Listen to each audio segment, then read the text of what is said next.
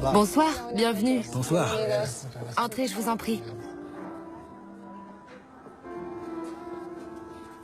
Merci. Regardez, voilà Cruyff. Merci. Le patron de l'Orange Mécanique de 1974. Le meilleur joueur hollandais. Elle nous invite? Ah, Valdano. Le champion du monde 1986.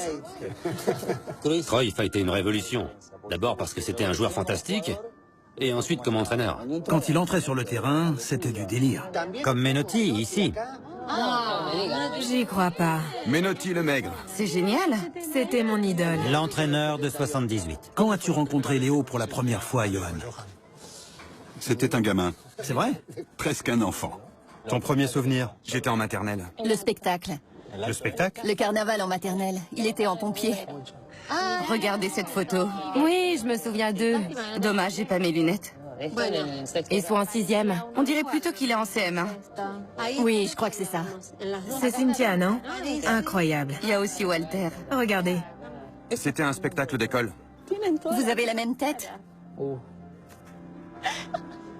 J'adore les photos où on est tous les quatre quand on est bébé. Nos mères étaient si jeunes. Elles avaient notre âge. T'as apporté 250 000 photos? Il était minuscule.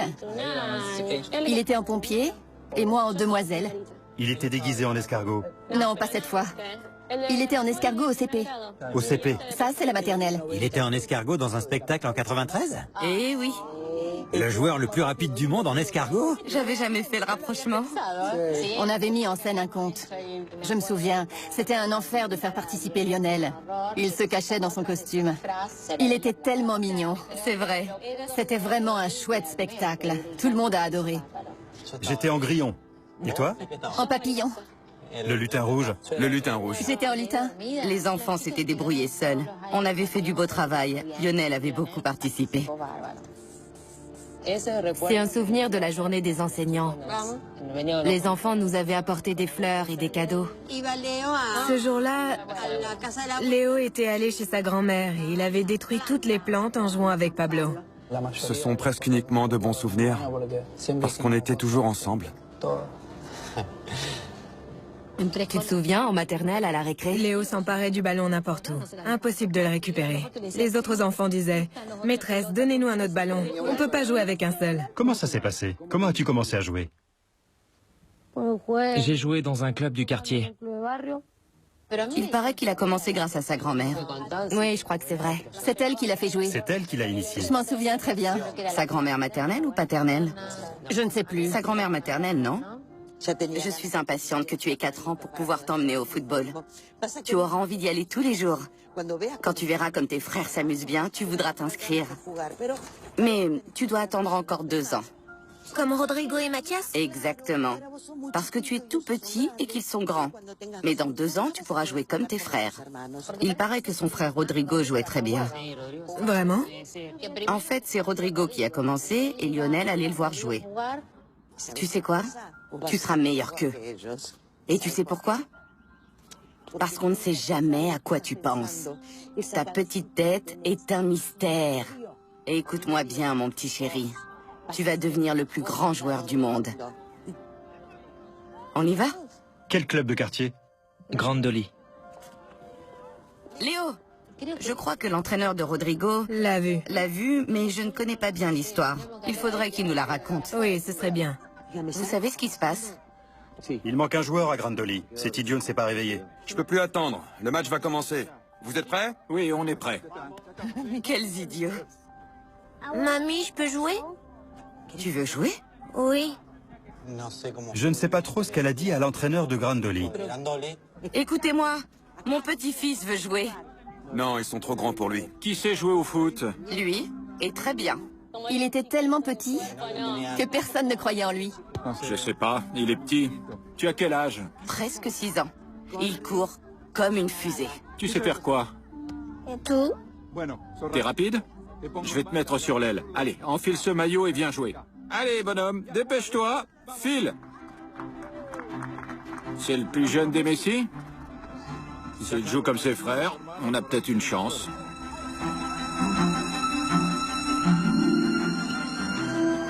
Vas-y Léo, montre-leur! Montre-leur! Allez! Il a le ballon.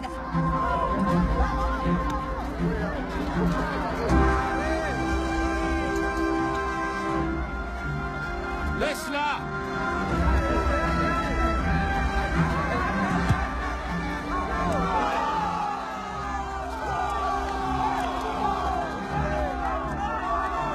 C'est vraiment votre petit-fils?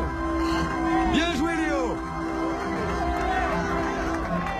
Il l'a engagé et ça a été du délire. Dès qu'il récupérait le ballon, il passait plusieurs joueurs. Quand il était à Grandoli, je jouais à Horizonte. Je suis plus âgé et je jouais dans la catégorie supérieure. Il jouait comme un dieu. Il passait tout le monde.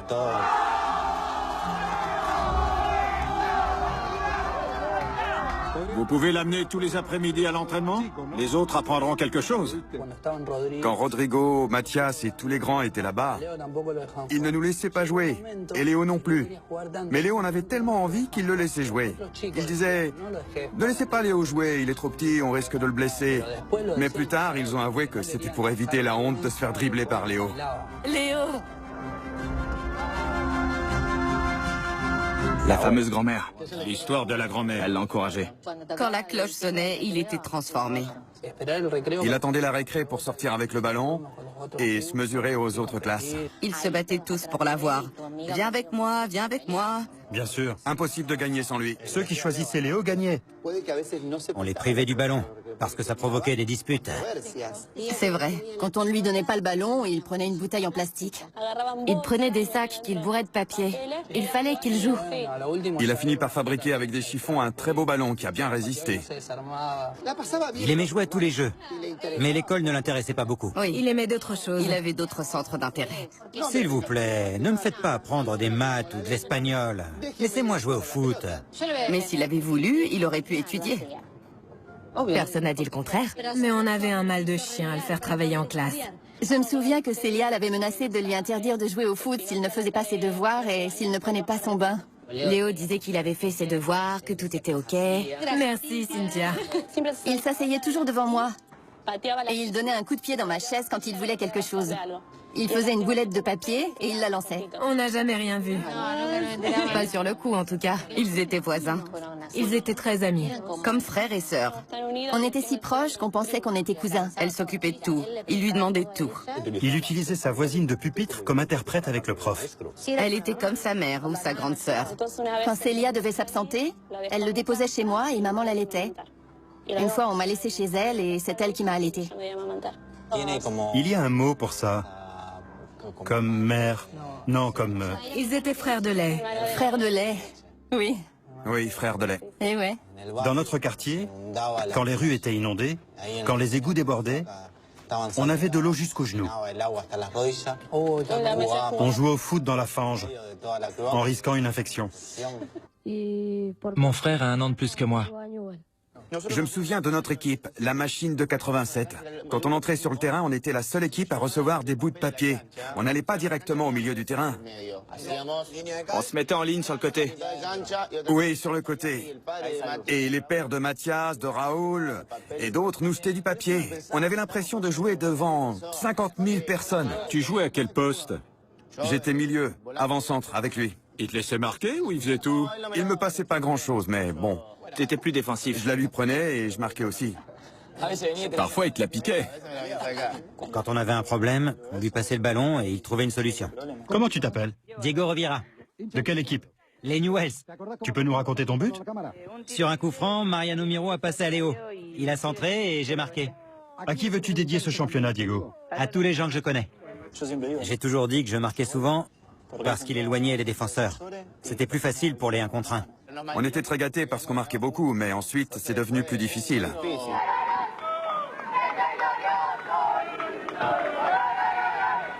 Le problème, c'est que quand on gagnait 2-1 ou 3-1 ou 3-2, c'était trop déprimant.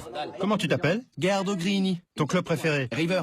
Avec Léo, on gagnait 7-0 ou 8 ou 9. Sans Léo, 2 ou 3-1. Une fois, on a gagné 16-0, tu te souviens?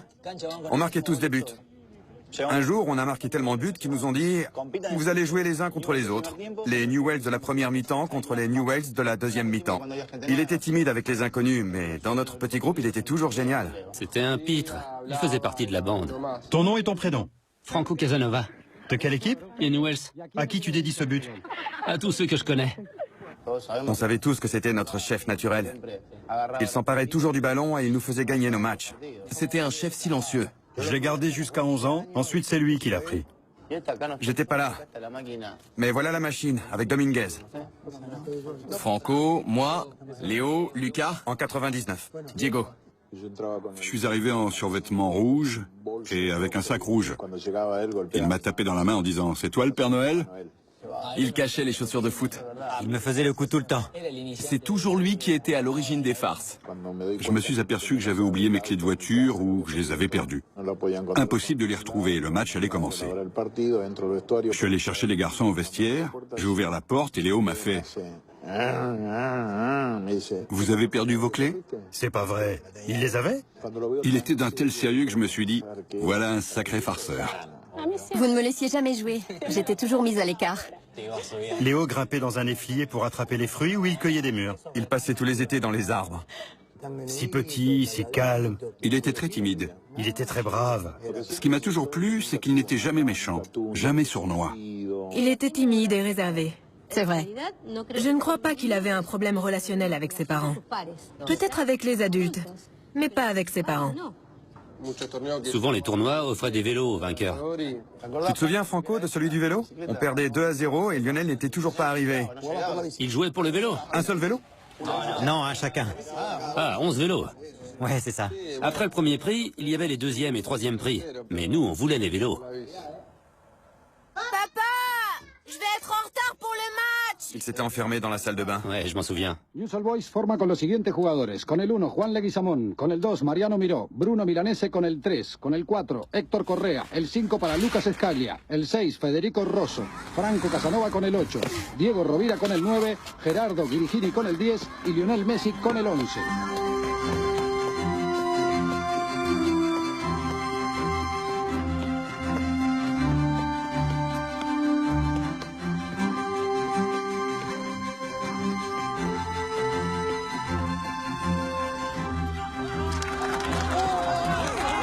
Mais où t'étais passé?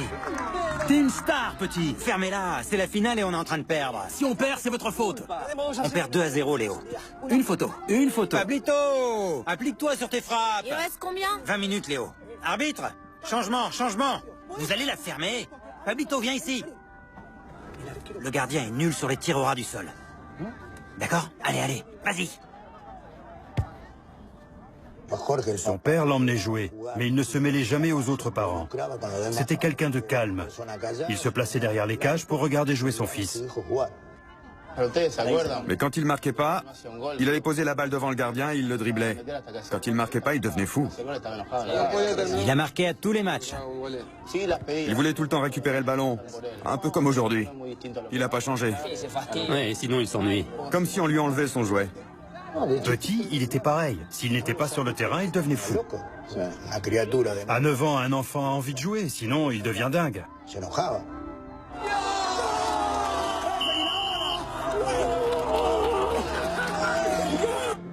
C'est un acteur d'une histoire qui est la nôtre.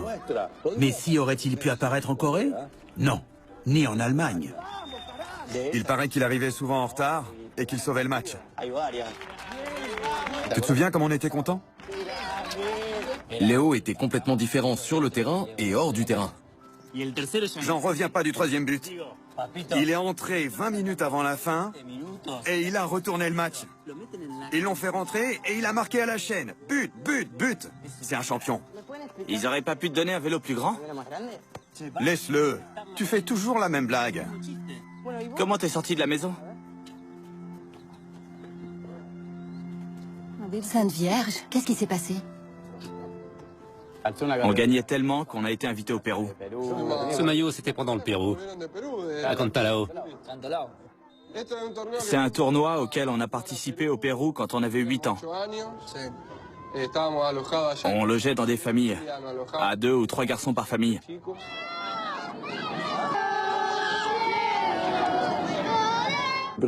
Il a aussi un style Rosario. Beaucoup de dribbles, beaucoup de petits ponts. Il donne l'exemple à tous les joueurs. Il tire le meilleur de chacun. Tu te sens en confiance? Quand il te passe le ballon, tu sens que tu dois bien faire. On était motivés. Voilà l'équipe. C'était typiquement la façon de jouer de Léo. On a gagné tous nos matchs et on a fini champion. Il était impressionnant. Tout le monde venait le voir. Il était exceptionnel. Petit, il était vraiment très fragile. Il était minuscule. Ce gamin les rendait tous fous. Hors du terrain, il payait pas de mine. On ne tirera rien de ce gosse. On ne sait même pas s'il va grandir et ce qu'il va devenir. Oui, il est allé consulter un endocrinologue à Rosario. Je l'ai vu pour la première fois à 9 ans en 97. Bien, comme nous l'avions évoqué la dernière fois et comme nous le soupçonnions, les analyses confirment une déficience en hormones de croissance. Qu'est-ce que ça veut dire, docteur? Qu'il manque à Léo une hormone dont il a besoin pour grandir normalement. Il ne grandira plus? Si on ne commence pas un traitement maintenant, il aura beaucoup de difficultés à grandir normalement. D'accord, mais quel traitement? Il s'agit d'injections avec une seringue qui ressemble à un stylo. C'est très facile à utiliser. C'est ce qu'utilisent les diabétiques. Il s'injectera chaque jour une dose d'hormones. Mais c'est un traitement agressif, non? Ce sont des injections, mais l'aiguille est très fine. C'est presque sans douleur, mais c'est cher.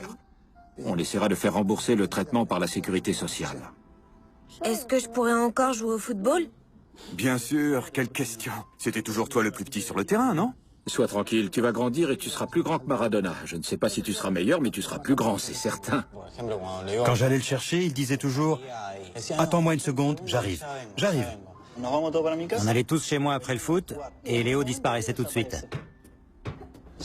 Quand il restait dormir chez moi, il devait prendre son matériel d'injection. Il se piquait tout seul. C'est vraiment courageux à 10 ou 11 ans. Sa mère nous avait raconté qu'il avait appris à se piquer pour pouvoir partir en voyage scolaire. On ne faisait pas toute une histoire avec ce traitement. Tout le monde était au courant. Quand on vous propose de traiter votre enfant pour qu'il grandisse, j'imagine qu'on doit avoir des doutes. Il devait être très inquiet. Ça fait peur. C'est risqué. Mais ils ont pris la décision et ça a été une réussite. Toutes les mamans du monde veulent le bien de leur enfant. Oui, c'est vrai. Et c'est ce qu'elle a voulu pour Lionel, c'est certain. Léo, préviens-moi quand tu fais ça. C'est bon, maman, j'ai fini. Tu ne veux pas que je t'aide? Non, tout va bien. Je vais me doucher.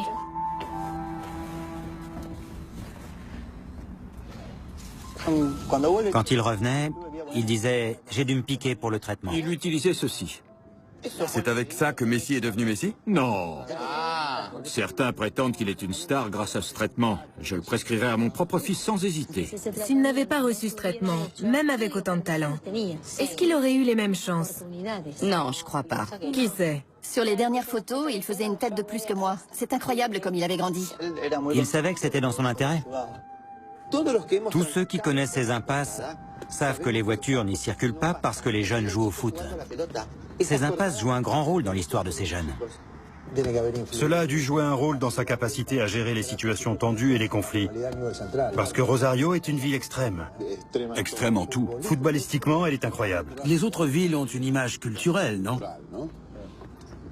À Rosario, ce qui compte le plus, c'est le football. Rosario adore le football. Léo a le foot de rue dans la peau et il l'aura toute sa vie. Voilà ce qu'il distingue. Exactement. C'est ça la différence. Voilà la différence. Quelle que soit la quantité d'hormones qu'on donne à un enfant, il grandira en fonction de ce que lui disent ses gènes. On s'est juste contenté de guérir une maladie. Hé, Minus, tu peux pas te balader ici tout seul. Qu'est-ce qui se passe? Hé, t'entends ce que je te dis? Il est à toi ce vélo? Tu veux pas me le prêter un peu que je joue avec? Du calme, Martine. Alors, le bébé va appeler sa maman en pleurant? Plutôt pleurer que d'être une poule mouillée comme toi. Vas-y, répète. Et en plus, t'es sourd. Rosario, le Che Guevara de Rosario. La tête dure, un cabochard. Je sais. Quelle heure est-il? Aucune idée. Il doit jouer dehors. Ah, vraiment, ce gamin? Je ne comprends pas qu'il ne soit pas là. Qu'est-ce qui s'est passé? Léo, qu'est-ce qui t'est arrivé? C'est des grands, ils m'ont volé mon vélo. J'arrive pas à le croire. Ils ont cassé mes médicaments. Comment c'est arrivé? Ils se sont moqués de moi. Ils se sont moqués de toi? Si on se moque de toi, tu baisses la tête et tu continues à marcher. Ils se moquaient de ma taille. Lionel, grâce à ça, tu vas pouvoir grandir. Tu comprends? Tu ne peux pas perdre tes doses dès que quelqu'un se moque de toi. Tu sais combien ça coûte? Ça va, ça va. Ils t'ont fait mal. Est-ce qu'ils t'ont blessé?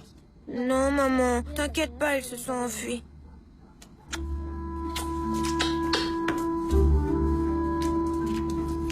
Le traitement a duré pendant toute sa phase de croissance. Au début du traitement, il mesurait 1m24, 1m25.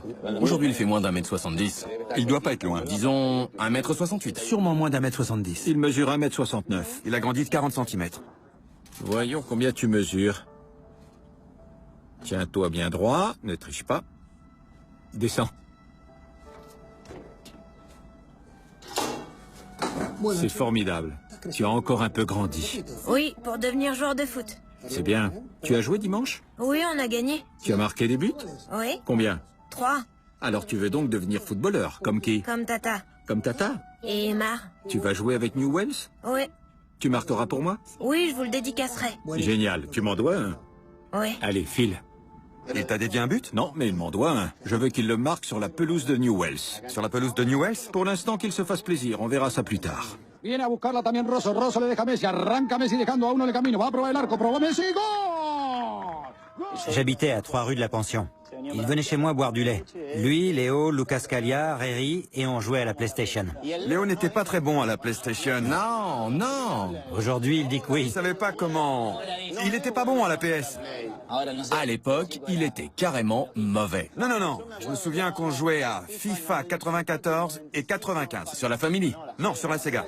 Il l'éteignait, tu t'en souviens? Quand il perdait, il allait l'éteindre. Il était mauvais perdant. Il l'éteignait. Il était mauvais perdant à la PlayStation et à la Sega. C'était pareil chez Lucas. Tu fais quoi, Lucas? Le grand Léo. Où sont tes parents? Ils sont sortis. On se fait une coupe du monde? Pas une coupe du monde. On joue chacun pour soi. Allez. Si vous voulez perdre. On met les maillots? Non, ma mère sera furieuse. Pourquoi? Parce que vous les salissez. Allez, s'il te plaît. C'est pas pareil sans les maillots. Je veux celui de Madrid. C'est moi qui prends Madrid.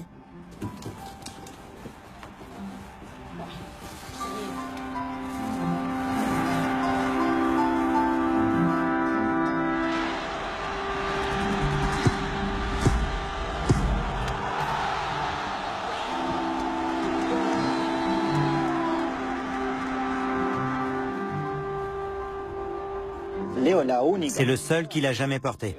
Il l'enlevait seulement en partant. Il était dingue de Barcelone. Il les adorait. À l'époque, il y avait Kluivert et Rivaldo. Rivaldo. Et Franck de Bourg. Il est tout seul. Prends-la. Prends-la. Fonce. Allez, va sur le ballon, vas-y. Pep Guardiola attaque. Bicyclette, tipon, but. Allez. Un de plus. Salut. Salut, ça va? C'est Antonella, ma cousine qui habite au-dessus. Vous voulez manger? On attend une pizza. But? Mais quel but, idiot! Quelle tête faisait Léo quand il a vu Antonella? Une tête d'amoureux. Qui est tombé amoureux? C'est lui en premier. Il a eu du mal? Il a ramé. Ah, il a ramé. Il l'a rencontrée quand il avait 11 ans. Il la connaissait déjà. Il a fini par épouser sa petite amie de Rosario. Ça en dit long sur sa personnalité. C'est clair. Alors qu'on pourrait le voir dans les pages People des magazines du monde entier. Mais il revient au New Wells parce que c'est un gars loyal. Regardez, c'est notre voyage scolaire de 6e. On a le DVD de notre voyage scolaire. Ça va être génial. Voilà le meilleur buteur. On est les meilleurs, on a gagné. Là. C'est moi. Voilà Walter. Voilà Léo. Et là, c'est Léo. Cynthia, on était où là? C'est moi qui passe là. Je me rappelle de la tête de Walter quand il conduisait. Je me cognais partout. Il allait à fond, accident, à fond, accident. Il connaissait que le tricycle. Ils ont fait un reportage sur lui à 12 ans quand je l'entraînais. Comment tu t'appelles? Lionel Messi. C'est toi le meilleur joueur du match. Tu savais ça? Non, Il raconte son but. le deuxième but. Le deuxième, raconte-moi. Federico Rosso tire, et Rigini la passe à Luca. Luca me la passe en retrait et je marque. Tu as marqué 2 buts, c'est ça? À qui dédies-tu ce championnat? À mon père, à mon oncle, à toute ma famille et à tous mes amis. À toute sa famille. À toute sa famille. Connaissant son père, je ne crois pas qu'on lui ait jamais dit « tu dois faire ci, tu dois faire ça ». Non, c'est naturel. Jorge est comme ça. Ya hizo el tiro de esquina, dejó Leo Messi para acá, el jugador Jiménez, Jiménez para Messi, le pegó al arco, le dio la pelota en el palo, uy, qué cerca estuvo. Jorge, en octobre 99, est venu près de la clôture du terrain numéro 2 où on s'entraînait. Quand je lui ai dit bonjour, il m'a dit « Profitez bien des 2 prochains mois ». Ouais, je me souviens. Je lui ai demandé « Pourquoi ?» Il m'a dit « Profitez-en parce que je l'emmène ailleurs ». Je l'ai regardé et je lui ai dit « Où est-ce que vous l'emmenez ?» Léo était imbattable. Surtout ne l'emmenez pas à Central. Heureusement, il est parti. Pourquoi il est parti? Je ne me souviens plus si c'était un problème de sécurité sociale ou un problème d'emploi. Il faudrait appeler Messi pour lui demander ce qui s'est vraiment passé. Mon père allait se retrouver sans travail. Et on allait avoir des difficultés. Il ne pouvait plus payer les médicaments, ce qui était crucial. Sinon, il serait resté petit pour toujours. 2 clubs n'ont pas pu financer le traitement. Newell's et River. Ils ont aussi essayé avec River. Il me semble. Ils ont essayé avec River? Oui, à Buenos Aires. La famille a dit que Newell ne prenait pas en charge le traitement, Lopez a dû s'ouvrir les veines, non? que River ne pouvait en payer que la moitié. Exact. Il était tellement petit que les dirigeants ont dû penser qu'il n'avait aucun avenir. En Argentine, la situation politico-économique, c'était C'était le foutoir. la dévaluation, la pacification. La sécurité sociale avait des problèmes pour lui fournir régulièrement son traitement. Le père de Léo est allé frapper aux portes pour que les clubs argentins financent son traitement. Jorge s'est senti désemparé. Il a voulu emmener Léo pour montrer sa colère. Dans ce club, on avait un champion avec un avenir très prometteur et il ne pouvait pas l'aider. Les seuls qui ont pris le risque de l'aider, c'est Barcelone. Célia nous en a parlé à l'école. Elle a dit « Ses parents ne peuvent plus payer le traitement et le club non plus. » Oui. C'était très cher. Alors quand le représentant du Barça est arrivé, le père a dit « Il a décidé. C'est bon, on y va. » Si Léo était resté en Argentine, je ne sais pas s'il serait devenu ce qu'il est. Non. Ils sont partis seuls. Léo et son papa. Il était si petit. La famille est restée. Il est parti à 13 ans. Je me souviens encore du jour où il est parti. Je suis allée lui dire au revoir. J'étais en retard. Le jour où il est parti, ils nous ont coupé l'électricité pendant 3 jours. Non, la panne a duré 5 jours. En tout cas, c'était très émouvant. Parce qu'il avait un lien très fort avec ceux de son quartier. C'était horrible. Je me souviens que tout le monde pleurait. Lui aussi, il pleurait. Évidemment. Je suis très triste. Mais joyeux en même temps, à cause de l'endroit où je vais jouer. Ça ne te plaît pas, Léo? Allez, souris. Léo, souris. Allez. On va aller se promener. Peigne-toi, fais-le pour ta mère. Allez, s'il te plaît. Oui, c'est ça, peigne-toi comme ça. Oh, t'es tellement lent. Tu comptes jouer aussi lentement, dis-moi? Quand t'étais à Newell's, t'étais avec tes amis. Tu t'es senti nerveux ici? Comment t'as vécu tes premiers entraînements? Les premiers jours, j'étais un peu nerveux, mais ensuite je me suis adapté. Quand il est arrivé en même temps que moi, à 13 ans, au centre de la Masia, il était très mal à l'aise. Les premiers jours, dans le vestiaire, Léo s'est assis à l'écart de tous les autres.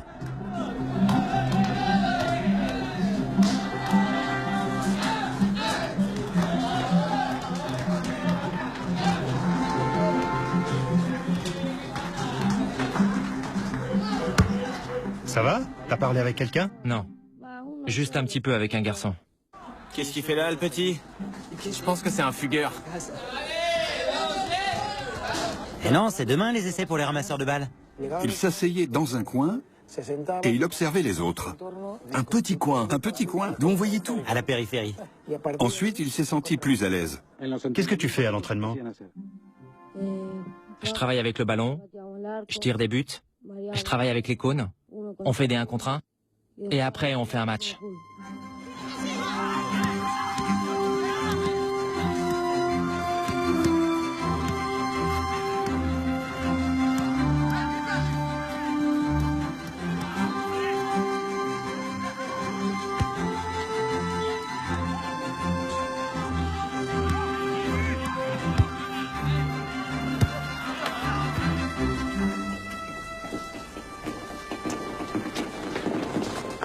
Comment tu t'appelles? Messi. Messi? Il était très fragile, ce n'était qu'un enfant. Il était incroyablement petit et aussi incroyablement bon. Je me souviens d'une anecdote. L'entraîneur nous avait dit « Ménagez-le, il est fragile, vous allez le tuer ». Il était intouchable. On répondait pas de souci, mais c'est parce qu'on n'arrivait pas à le rattraper. La première fois que j'ai vu Léo, il avait 13 ans, et je me suis demandé s'il était capable de devenir professionnel. C'est toujours la grande inconnue. Des gamins super doués qui dribblent 6 adversaires et te mettent 20 buts, j'en ai vu beaucoup. J'ai vu disparaître une quantité de grands joueurs. C'est bien, continue. Vas-y, fais des têtes, allez. Allô? Ce garçon me plaît beaucoup, il est incroyable. Bien, et alors? J'en ai parlé avec les dirigeants. Merci, ciao. Génial. On va fêter ça? Ouais. Ce gamin est un champion, croyez-moi. C'est un champion aujourd'hui, mais quand les autres le dépasseront? Alors financez son traitement. Tu sais combien ça coûte? Et si on paye et qu'il n'y a pas de résultat? Vous devez le voir. C'est vraiment le meilleur que j'ai jamais vu. Si on le laisse passer, on le regrettera toute notre vie. Certains s'opposaient à cette idée, alors que d'autres étaient impressionnés. On est un club de foot, pas une ONG. On ne voit pas ça à son âge. Normalement, ça vient à 17 ou 18 ans. Dans quelques années, ce sera trop tard. Ce gamin finira dans un des 5 meilleurs clubs européens. Qu'est-ce que tu as fait à Barcelone les premiers jours? On a visité tout Barcelone. Rechac voulait voir ses essais, mais Rechac était absent. Il était en déplacement. Il devait revenir des Jeux Olympiques. C'était difficile pour ce garçon de devoir attendre une réponse. Ils ont attendu dans un hôtel que le Barça les appelle, mais ils n'appelaient pas. Ils passaient toute leur journée dans l'hôtel à regarder par la fenêtre. Ça fait 2 semaines qu'on attend. C'est un peu long, non? C'est difficile pour le club de prendre un tel risque. D'accord, mais qu'est-ce qu'ils veulent de plus? J'ai quitté mon travail à Rosario pour venir ici, mon fils est séparé de sa famille. Il y a beaucoup de problèmes. Le contrat est compliqué, ça prend du temps. Le traitement est plus cher que prévu, et il faut loger toute votre famille. Puisque c'est si compliqué, alors on s'en va. Ciao.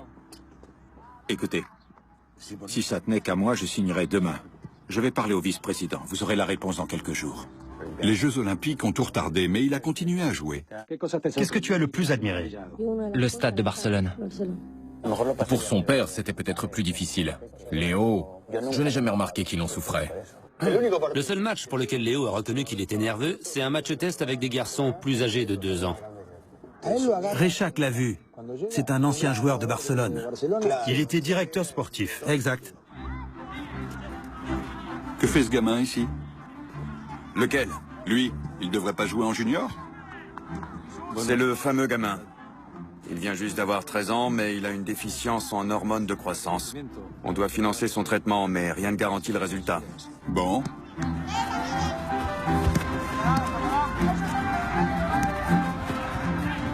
Vas-y, vas-y! La défense! Appelle le club. Dis-leur qu'il nous faut ce gamin à n'importe quel prix. Il faut être dingue pour voir Messi pendant un test et ne pas comprendre qu'il est génial. J'ai fait signer un contrat à Léo. Quand il a fallu remplir la case observation, j'ai indiqué Petit Maradona. Parce qu'il était comme lui. Gaucher, la tête basse, droit au but, la verticalité, la vitesse. La rapidité d'exécution. Il avait tout ça. C'était un petit Maradona. Je n'avais aucun doute là-dessus. Parle-moi de Barcelone. D'abord, quand as-tu découvert que tu avais une chance? Et ensuite, comment se passe l'entraînement au club? C'était génial. D'être là, de jouer à Barcelone, le plus grand club du monde, c'était fantastique.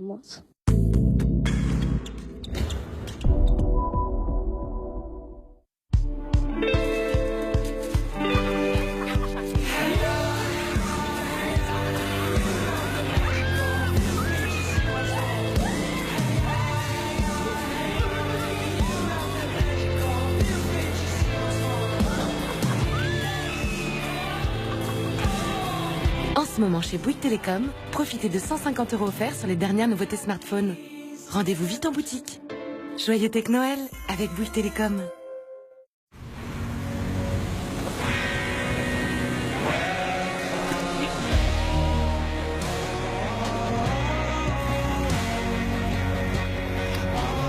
Je suis en mission. Je suis la Key Mission 360. Je suis Nikon. Vivez l'expérience Nikon à 360 degrés. Alain Flelou présente Chin Chin Spécial Fête. Oh non, pas lui! Oui, monsieur Afflelou. Chin Chin Spécial Fête, c'est encore cette année. Oui, mais ça fait 3 paquets à chaque fois quand même. La haute ne tiendra pas. Et mon adjoint n'est pas d'accord. Et faire Chin-Chin spécial fête plus tard, genre à Pâques ou à la Saint-Glinglin. Non, bon. Il me rend fou, cet afflelou. Chin-Chin spécial fête, c'est 2 paires de lunettes de plus pour 1 euro de plus. Il est fou, afflelou. Dispositif médical CE. Star Trek sans limite. Flou, faites grimper. De l'action et des effets spéciaux spectaculaires. C'est à nous. Star Trek sans limite. En Blu-ray, DVD et vidéo à la demande.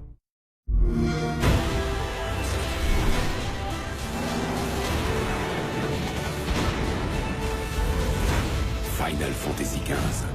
Maintenant disponible. Xbox One S à partir de 299 €. Championnat Epic Series. Prochaine course, le Grand Prix du Bourbonnais. Ce dimanche à Vincennes. Epic Series, les 14 plus belles courses de France dans un grand championnat. Qui a besoin d'abdos quand tu as ce nez? Ou de ce nez quand tu as ce style? Pas besoin de ce style quand tu as Sur avec Zero. Bref, pourquoi chercher un truc quand tu as déjà ton truc? À toi de jouer avec les déodorants et gel douche parfumant Axe. Belliver Rhume Pelargonium est un nouveau médicament à base de plantes qui aide à lutter contre les symptômes du rhume. Parce qu'on a tous le droit de passer un bel hiver. Bel hiver, évidemment, ça fait du bien. Ne pas utiliser avant 6 ans. Demandez conseil à votre pharmacien. 2007, l'arrivée des smartphones, vous vous souvenez? C'était complètement fou. 10 ans plus tard, rien n'a vraiment changé. Il est temps de réagir. Hello Moto. Connectez un haut-parleur JBL, un projecteur, un zoom optique puissant et modifiez votre smartphone encore et encore. Hello Moto. Préparez-vous, Moto est de retour. Le nouveau Moto Z avec Moto Mods.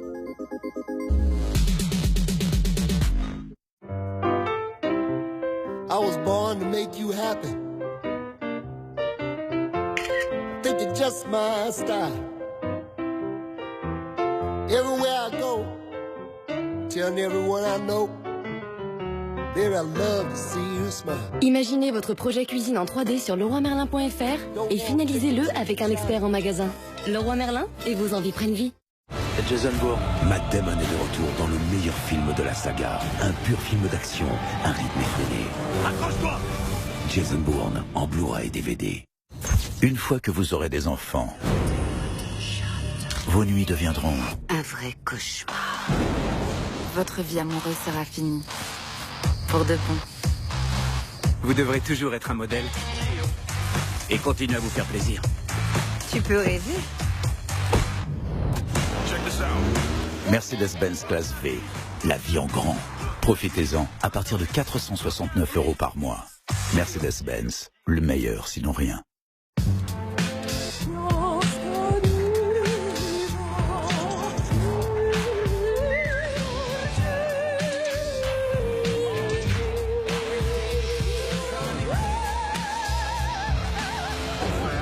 Découvrez la nouvelle essence de parfum, Le Mal, de Jean-Paul Gaultier.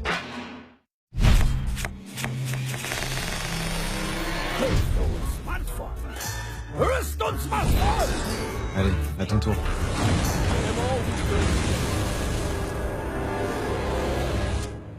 Sérieux?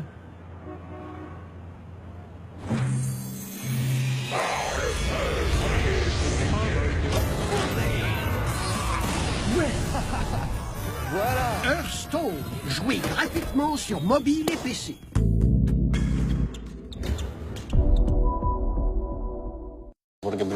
Léo est arrivé le premier. Ensuite, Mathias est venu. Oui, les uns après les autres. Je me souviens que quand Mathias est parti, le grand-père nous a emmenés dans son pick-up. Mathias a crié au grand-père « Arrête, arrête !» Il est descendu pour embrasser l'angle de la rue. Il a dit ciao et il est parti. Ce quartier avait quelque chose de spécial. On s'en va, mais on revient toujours. On est tous restés. Il est spécial. Pendant un moment, on s'est retrouvé dans une situation, comment dire, anormale. Il était à Barcelone, sa famille était installée ici, mais les papiers n'arrivaient pas. Léo et Jorge étaient les seuls à avoir un permis de séjour. Il m'a dit que sa famille avait vécu des moments difficiles. Il trouvait aussi la langue pas simple. Il lui apprenait le catalan. Bon. Je m'appelle Maria. Et j'ai 9 ans. ans et je viens d'Argentine. Bien, en catalan? El meu nom és Maria. Dic nou Annie. Je ne sais pas et je m'en fiche. Oui, je sais. Mais la FIFA, que dit la FIFA? J'en sais rien. Insistez. La solution ne va pas arriver toute seule. Discutez, mettez-leur la pression. D'accord, d'accord, d'accord. On en reparlera demain. Ils n'ont toujours pas parlé à Newell's, tu le crois? On est là depuis 4 mois, et Léo n'a toujours aucun contrat. Tu réalises ce que c'est que de s'entraîner tous les jours sans pouvoir participer au championnat? Bien.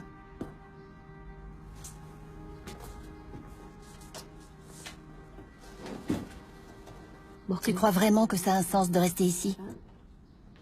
Comment ça, un sens? Tu vois dans quel état on est? On est tous perdus. Loin de la famille, de la maison, de nos amis. Maria n'arrive pas à apprendre le catalan. Elle va perdre un an d'école. Mathias ne va pas bien. Sa fiancée lui manque.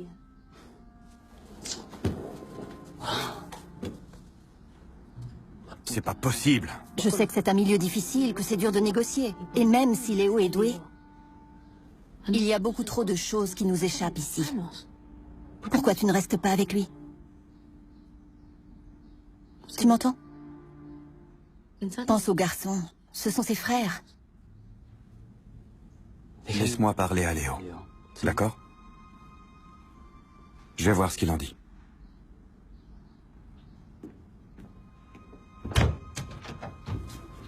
Ah, t'es là. J'étais en train de parler avec ta mère. J'ai envie de jouer à Barcelone. Très bien. Je resterai ici avec toi. Je suis content d'être revenu. Je dois encore tenir le rythme. Son objectif, c'était de jouer à Barcelone. Et il a tout misé là-dessus. Il était gonflé. Je vais réussir à Barcelone, je reste. Célia, sa mère, est rentrée et Jorge est resté avec lui. Ça l'a anéanti. Mais il avait la conviction qu'il réussirait. Il te regardait et il disait « Je vais devenir le meilleur ». Si on demande à Léo quel a été le pire moment de toute cette histoire incroyable qu'il a vécue, c'est celui-ci. C'est sûr. C'était ni les injections, ni quand la sélection l'a critiqué, ni quand Peckerman ne l'a pas sélectionné contre l'Allemagne. Il dira que le pire moment a été la séparation d'avec sa famille. Il s'est senti un peu responsable du fait que Roré était ici et Célia là-bas. Personne ne pouvait lui assurer que ça marcherait. Au bout d'un an, ils te disent « Retourne chez toi ». Je crois que sa mère faisait des allers-retours depuis l'Argentine. Mais son père est toujours resté ici, à Barcelone. J'ai vécu la même expérience. Je suis parti en Angleterre à 17 ans et je m'y suis senti complètement seul. Et malgré mes 17 ans, j'ai aussi beaucoup souffert. Mais bon, quand on voit le résultat, on a bien fait de venir. Il n'habitait pas au centre de la Masia, mais avec son père dans un très grand appartement. Il a fallu 1 année pour que son père sache s'il était pris ou pas. Pourquoi? La procédure pour établir les papiers a été assez laborieuse. Nous, on sera tous rentrés au pays au bout de 6 mois parce que l'autorisation de transfert de Newell's n'arrivait pas. Ensuite, il y a eu la blessure au péroné, la blessure à la cheville en descendant les escaliers chez lui. En revenant d'Argentine, il était assis dans l'avion à l'aéroport d'Ezeiza et il a commencé à pleurer à côté de Jorge. On s'est vu une seconde fois et on a préparé un contrat qui prévoyait déjà une carrière de 7 à 8 ans. J'ai pensé, on signe pour des centaines de milliers de pesetas. C'était encore les pesetas. C'est délirant pour un garçon de 13 ans. Allez, champion! Il a un problème? Sa famille est rentrée en Argentine. Les autres dirigeants m'ont dit, c'est de la folie. On devait vraiment être un peu fou, autrement on n'aurait jamais donné notre aval à un tel projet. Il était tellement petit qu'ils l'ont descendu d'une catégorie. Il était en junior A avec nous et ils l'ont mis en junior B. Quand il a débuté au Barça avec les juniors, un jour, le Barça a gagné 14-1. Il a marqué 3 ou 4 buts. Il a dit, ils m'ont attendu tellement longtemps, je suis là depuis 1 an, je vais leur montrer. Au cours du 2e match officiel, il s'est blessé. Il s'est cassé la jambe. Pendant un match, il a pris un coup. Il est reparti en ambulance. Quand on allait au cybercafé, l'internet se coupait et la conversation s'arrêtait en plein milieu.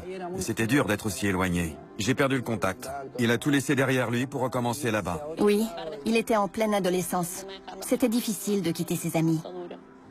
Il a commencé le traitement à 9 ans et il l'a terminé en Espagne. De temps en temps, il ne s'entraînait pas parce qu'il avait reçu son injection. Le médecin venait nous dire « Léo ne s'entraînera pas, il a eu une injection hier ».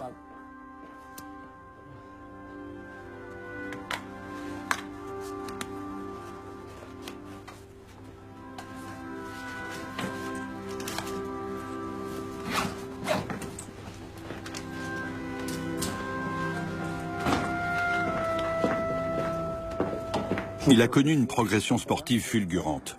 Je manque d'endurance et de vitesse. Je suis vite fatigué. Arriver à dépasser les cadets espagnols A, c'est mon grand rêve.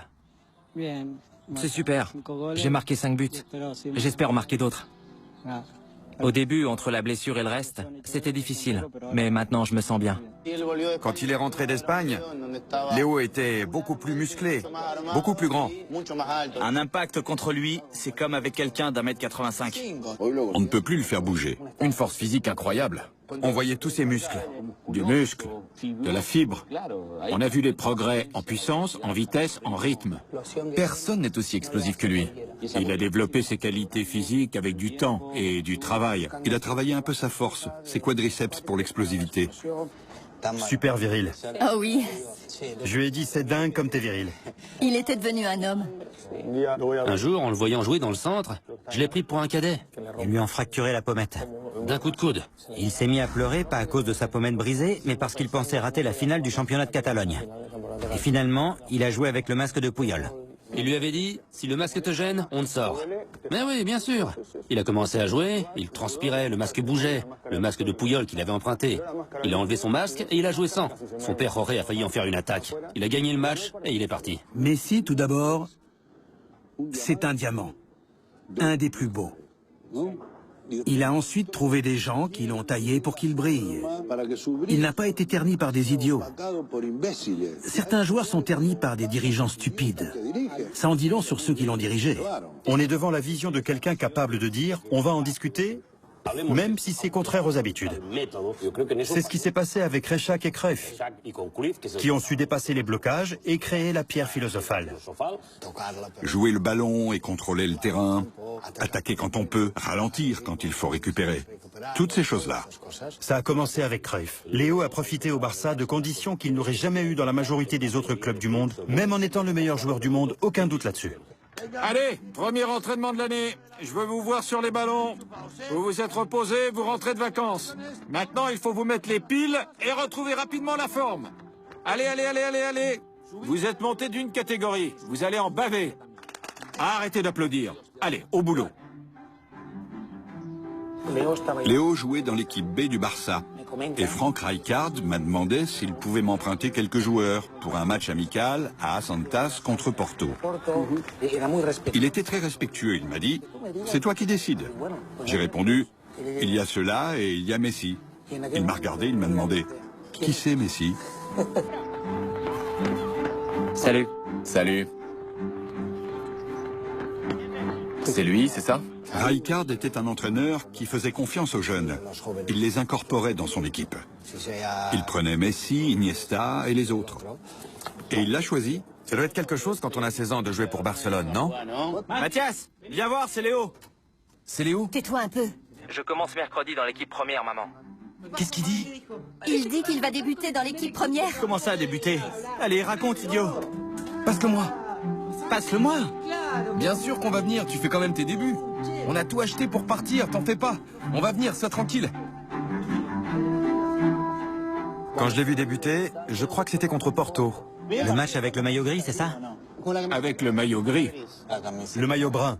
Oui, le brun. Avec le numéro 14. Ma mère m'a crié « Diego, Léo va rentrer ». J'ai fait tous les papiers aujourd'hui. J'espère que je pourrai être sélectionné. J'en ai très envie. Est-ce une légende ou la réalité? Est-ce que Vivas l'a empêché de signer pour l'Espagne? Est-ce que Grandona a dit faites-le jouer dans un match, sinon il jouera sous un autre maillot? Je vais te raconter. C'était la demi-finale contre l'Espagne. Je te parle de 2003. On rentrait à l'hôtel. On partageait le même hôtel que les Espagnols. L'Espagne a toujours eu un chef cuisinier. Je marchais quand il est venu me saluer et il m'a dit... Monsieur Tocali? Non, je suis occupé, excusez-moi. Je voudrais vous parler d'un jeune, Léo Messi, de Rosario. Vous le connaissez? Je ne parle pas affaire avec des inconnus, contactez la fédération. Il a 15 ans, les Espagnols veulent le sélectionner, mais il veut jouer dans la sélection argentine. Quel gamin de 15 ans ne voudrait pas jouer dans la sélection argentine? Vous ne comprenez pas, c'est un phénomène, un génie. Si vous ne le prenez pas dans les moins de 17 ans, on le perdra pour toujours. Si on m'avait payé à chaque fois que j'ai entendu ça, je serais multimillionnaire. Pardon. Attendez, son père vous envoie ça. Si ça ne vous intéresse pas, tant pis, mais sinon appelez-le, c'est urgent. Je vous en prie. Surtout n'en parlez pas aux Espagnols. Bien. C'est tout? Oui, monsieur Tocali, merci beaucoup. Au revoir. Je suis reparti sans même le remercier. Alors pour la finale des moins de 17 ans, un cuisinier est venu dire « j'ai un joueur qui va te sauver ». Un joueur qui va me sauver? J'ai répondu non. Non, c'est la sélection nationale. On fait jouer uniquement ceux qui se sont entraînés. Si ça leur plaît pas, ils n'ont qu'à rentrer chez eux. Tu comprends? Bien sûr, je te l'ai dit ce matin. Tu ne m'écoutes pas. Au bout du compte, je suis tout seul. Ils nous roulent dans la farine. Tu comprends ce que je te dis? Ils nous roulent dans la farine.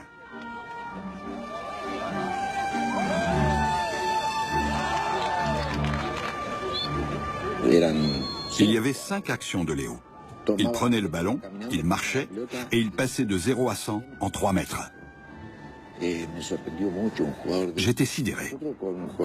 Avec José, on se disait que dans la sélection des jeunes, on avait besoin d'un joueur rapide, un joueur capable de changer de rythme. J'ai dit, il est parfait. Tu ne savais rien de lui à ce moment-là? Je ne le connaissais pas du tout. Attends une seconde, s'il te plaît.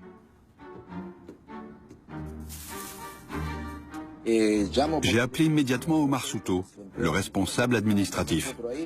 Écoute bien ce que je vais te dire. Écoute-moi bien.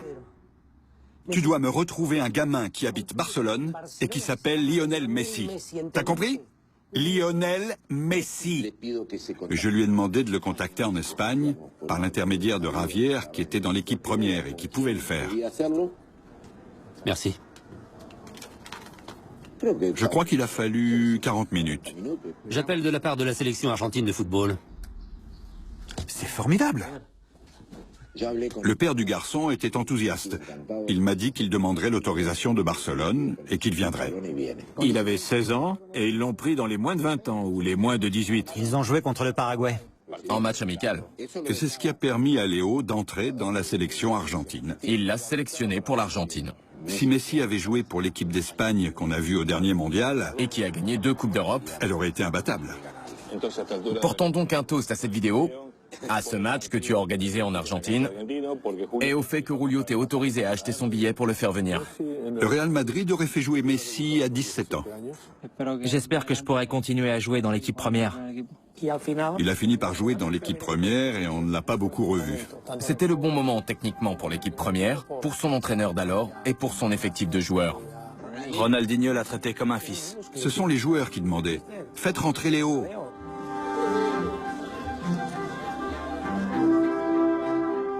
C'est jamais facile à 16 ans de rentrer dans le vestiaire, surtout pour quelqu'un comme moi. Mais Ronaldinho, les Brésiliens, Deco, Silvinho, Mota, ils m'ont tout de suite adopté. Le premier jour, Ronaldinho m'a fait asseoir près de lui. C'était plus facile. Ses coéquipiers à Barcelone ont accepté Léo comme il était. Ils ont été géniaux. Ils l'ont tous pris sous leur aile. Un match très compliqué. On a pu ouvrir le score. Ça a bien marché. Ils l'ont protégé. Ils l'ont aidé à grandir. Rijkaard était patient, très patient. Rijkaard avançait étape par étape, sans se presser. Souvent, je ne comprenais pas pourquoi on ne me faisait pas jouer. Il l'a beaucoup protégé. D'autres entraîneurs n'auraient pas pris de risque avec lui. Avec le recul, je vois qu'il avait raison. Je lui en suis reconnaissant, parce qu'il savait ce qui était le mieux pour moi. Quand on se précipite, on peut les perdre, et les dégâts sont irréparables. À Barcelone, Messi a eu à l'époque un entraîneur qui, selon moi, appartient à l'école hollandaise. Tout ce que faisait Rijkaard était simple, efficace. Il l'a pris dans l'équipe première. Même après ses débuts à Barcelone, personne ne se doutait qu'il allait devenir le meilleur joueur du monde. Le premier but qu'il a marqué à Barcelone. Ce jour-là, il a marqué un but incroyable. Sur une passe de Ronaldinho. Un sombrero sous la transversale. Le premier à venir l'embrasser a été Ronaldinho. J'ai pas réalisé ce qu'il faisait. Avec les cris du public, j'étais tellement content d'avoir marqué mon premier but. Ensuite, quand j'y ai repensé au calme, sa manière de fêter ça, J'ai compris que je comptais pour lui. Comme si c'était lui qui avait marqué. Il l'a embrassé comme le ferait un père. Il avait un feeling particulier sur le terrain. En plus, il s'amusait. Incroyable. Ronaldinho est quelqu'un de loyal. Contrairement à certains qui se diraient « Oh, Messi progresse beaucoup ». Dans le vestiaire, il trouvait une nouvelle idée et il s'entraînait jusqu'à ce qu'il la maîtrise. Et le lendemain, il nous montrait ce qu'il avait appris. Marias a dit un jour, Ronaldinho est un joueur de plage et Messi un joueur de rue. Pour Messi, chaque match est un match de rue. Il joue même les matchs les plus simples comme si son honneur était en jeu. C'est incroyable. Il joue encore pour gagner un vélo. Ronaldinho est le meilleur joueur du monde. Être son remplaçant est très impressionnant. De quoi rêves-tu? De jouer dans la sélection argentine. Les débuts de Messi dans la sélection argentine n'ont pas été faciles. Le premier match de la Coupe du Monde en Allemagne. Contre la Hongrie. Il était sélectionné? Oui, dans l'équipe première. Dans l'équipe nationale? Il reçoit le ballon. Un défenseur l'attrape par le maillot, il le frappe pour se dégager, et l'arbitre lui colle un carton rouge pour comportement violent.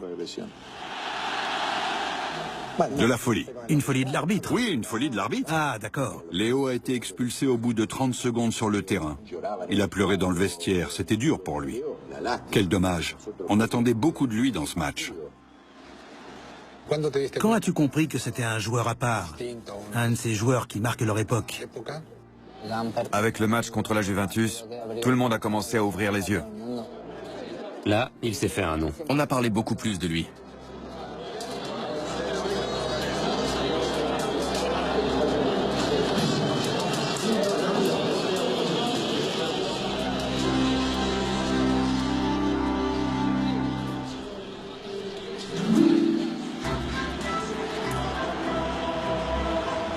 Ce qu'il a fait au Camp Nou, c'était impressionnant. Il devait avoir 17 ans. Ce qu'il a fait ce soir, c'est impressionnant. Il a montré tout son talent contre une Juventus qui a tout fait pour gagner. Ils ont fait beaucoup de fautes pour tenter de l'arrêter. Et d'arrêter Iniesta, qui l'a beaucoup aidé. Il a donné du fil à retordre à la Juve, qui avait pourtant des joueurs de haut niveau. Même Capello, leur entraîneur, a dit... Je crois que je n'ai jamais vu un joueur avec autant de qualité à cet âge-là. De la personnalité, de la vitesse, il a tout. Rijkaard et Capello ont eu une discussion sur la pelouse. Capello a dit « Tu me le donnes ?» Rijkaard a répondu « Non, pas question. » Il faut protéger un talent comme celui-ci. Ce soir, il était fantastique. C'était un plaisir pour le public de le voir jouer. Personne ne l'avait jamais vu avant qu'il apparaisse au Camp Nou. C'était la première fois qu'il criait « Messi, Messi, Messi !»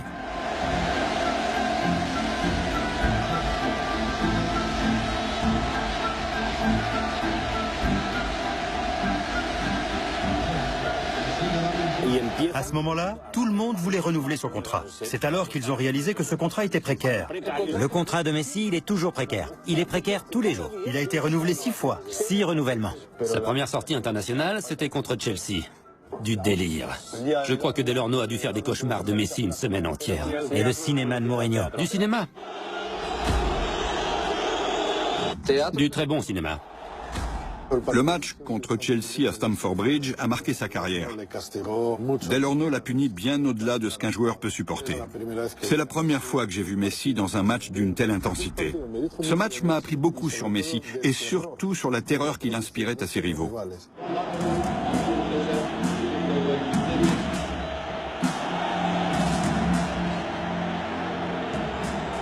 On avait regardé Real Madrid-Barcelone ensemble dans un bar. Il avait fait quoi? Un triplé? Ça date. Oui, un triplé. Il a marqué les 3 buts du Classico. Énorme.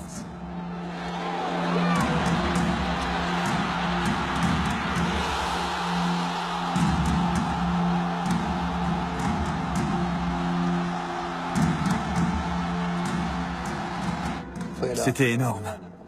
Ensuite est arrivé, selon moi, et de loin, le meilleur entraîneur du monde. De loin. Guardiola a trouvé une équipe où jouaient Messi, Eto'o, Ronaldinho et Henry. Excusez du peu. Ils avaient du pain sur la planche et ils ont agi très rapidement. Adieu Ronaldinho. Ronaldinho s'en va, il donne le 10 à Messi et on commence à se demander si... Laporta a dit à Ronaldinho « On va s'arrêter là ». Ils ont pleuré tous les deux, ils se sont embrassés, puis Laporta est sorti, il a téléphoné à Jorge Messi, et il a dit « Léo, c'est toi le patron ». Il avait 21 ans. J'imagine qu'il a réagi en disant « Vous virez mes amis, mon frère adoptif ?» Mais très vite, il a dû dire « On aura quelle équipe, quelle formation, quels joueurs viendront ?» Je crois qu'à ce moment-là, le patron n'était pas Messi. Je crois qu'à 21 ans, Messi n'était pas le patron du Barça. C'est ce qu'ils lui ont vendu. Le patron de Barcelone, c'était Guardiola. Le leader qui a décidé de placer Messi au centre de la scène, c'est Guardiola. Il l'a fait un jour très précis, quand le Barça a battu le Real 6-2 et qu'il a pratiquement viré Eto'o de l'effectif. Il l'a placé en périphérie, à l'aile droite, et il a mis Messi dans l'axe comme un faux avant-centre. C'était une décision symbolique qui signifiait « Cette équipe va s'organiser autour de toi ». Parce que cette équipe n'avait pas encore été construite. Mais ça n'a pas été une décision de Messi, ça a été une décision de Guardiola. Messi a grandi, entre autres raisons, parce que Guardiola avait deviné qu'Eto'o était un leader tribal, qui au lieu d'aider Messi, le surprotégeait, et qu'il valait mieux pour Messi qu'Eto'o ne soit plus là. Ronaldinho est parti parce qu'il croyait que son pouvoir d'absorption affaiblissait le rôle de leader de Messi. Il s'est alors retrouvé dans la situation de devoir assumer son rôle. Mais c'est Guardiola qui a créé ce cadre. Quand vous ouvrez la porte et que vous dites « Bonjour », ils savent tous qui vous êtes. C'est clair. Quand Guardiola ouvre la porte d'un vestiaire, tout le monde sait comment il faut jouer. L'entraîneur fait tout pour ça. Et Barcelone a commencé à progresser avec lui comme leader. Une génération à son service. Personne n'a discuté. Et ceux qui doutaient de Messi ont fini comme cadavres au Barça. Que se serait-il passé si Cristiano Ronaldo avait joué à Barcelone et Messi pour Mourinho? Bonne question. On aurait vu la même chose? Ou bien Ronaldo aurait-il quitté Barcelone comme beaucoup de grands joueurs? Léo adore jouer au foot de rue avec ses potes. Et il aime jouer avec ceux qui ont la même idée du foot que lui. Il a surtout besoin d'être entouré de complices, si je puis dire. De copains. C'est ça. Finalement, ils sont en quelque sorte connectés. Je te la passe, tu me la passes. Je me souviens quand Zlatan est venu ici un an. C'était un joueur beaucoup plus anarchique. C'était aussi un super joueur, mais il avait du mal à se connecter avec lui. Messi doit-il jouer avec les meilleurs ou avec ceux qui le comprennent le mieux? Avec ceux qui le comprennent le mieux. Ceux qui le comprennent. Ça peut être les meilleurs. Certains attaquants ont dû partir parce que ça fonctionnait pas avec Léo. Villa, Eto'o, Bojan Krkić, Ibrahimovic. On joue de cette façon à Barcelone. Si vous voulez jouer autrement, changez d'équipe. Ibra était un obstacle, un défenseur de plus. Ouais, une barrière. Messi a besoin de perspective. Quand Messi a le ballon, tu te dis « je dois l'aider ». Il faut dégager les adversaires et le laisser jouer les 1 contre 1. Ça veut dire quoi, aider? Offrir à son coéquipier les meilleures conditions. C'est ça, aider. La première chose qu'il faut définir, à mon avis, c'est pourquoi est-ce un joueur hors norme? Ouais. Le football n'est pas quelque chose de très mystérieux, pas une histoire de 4-3-4 ou autre numéro de téléphone. Dans le football, il y a 4 actions. Définir, concevoir, récupérer et défendre. 4 actions. Messi était d'abord un formidable définisseur. D'abord comme ailier sur un côté, mais ensuite... On a découvert une nouvelle position, le faux numéro 9. Un faux 9. Il a trouvé un poste où il exploite au mieux ses qualités. C'est certain. Et tout le mérite revient à Guardiola. Il joue dehors, il joue dedans, peu importe. Il joue comme un dieu. Il ne manquerait plus qu'il défende bien. Et le sprint de l'autre jour contre Kuhn. Son père, Jorge Messi, m'a parlé du jour où il a découvert que son fils était un phénomène. Il m'a dit qu'ils avaient fait un cercle avec Messi au centre. Il se passait le ballon et dès qu'il est rentré, il s'est jeté dans les jambes de celui qui avait le ballon et l'a récupéré. Il voulait absolument la balle. Messi a besoin du ballon. Ça, c'est vrai. C'est comme si un violoniste ne pouvait avoir son violon que toutes les 2 minutes. À toi de jouer maintenant. Comme si l'orchestre jouait pendant 1 heure et que le soliste, le virtuose, ne jouait que 2 notes. Quand Messi n'a pas le ballon, c'est un joueur ordinaire. Que vous donniez à Messi 30 ballons ou 5... J'ai vu un match en Argentine où Messi n'a touché que 4 ballons. Il faudrait un miracle pour marquer 4 fois avec 4 possessions de balles. Impossible. On voudrait que Messi ait toujours le ballon. Parce qu'on sait qu'au minimum, il le passera toujours à quelqu'un qui porte le même maillot. Et là, on respire. Vous savez ce que c'est. Un jour, on s'était réunis. J'ai fait sortir Maradona et j'ai demandé à tout le monde « Combien de ballons vous allez donner à Maradona ?» Là, ils m'ont regardé et j'ai dit « Tous ». Voilà pourquoi, pour son jeu, un Busquets, un Xavi, un Iniesta sont essentiels pour qu'il puisse jouer. D'autant plus que, quand ils peuvent se voir, leurs regards sont à la même hauteur, car ils font la même taille. Le même poids. Non, la taille c'est très important, tu vois tout. Vous n'avez pas idée de l'importance, pour la carrière d'un joueur, de pouvoir compter sur 3 ou 4 joueurs sur le terrain. On pourrait se distribuer des médailles et dire que c'est vrai, mais Léo est Léo, peu importe avec qui il joue. J'ai entendu Cruyff dire un jour qu'à l'origine de tout ça, il y avait Xavi. Il maintient toujours un certain rythme. Xavi a le ballon et il fait une passe rapide à Messi quand il est libre et qu'il peut démarrer. C'est pas « je passe le ballon, on verra bien ». Maintenant, il y a aussi Iniesta. Et lui, c'est une autre histoire. Tu t'entends très bien avec lui. Quand tu lui fais la dernière passe et qu'il s'arrête... Tu sais que quand tu la passes, il te la renverra à la perfection. Un 1-2 parfait. Ce sont de bons joueurs avec le même profil. Ils sont... Connectés. Connectés, oui. Je réussirai jamais à faire un 1-2 avec lui. Jamais. Se le acaba el tiempo al Barça, viene el centro de Dani Alves, el balón despejado por Terry, la baja bien Samuel Eto'o, aguanta el camerunés, la pone para Leo Messi, aguanta el argentino, Messi dentro del área, la deja para Andrés Iniesta, dispara Iniesta, ¡gol!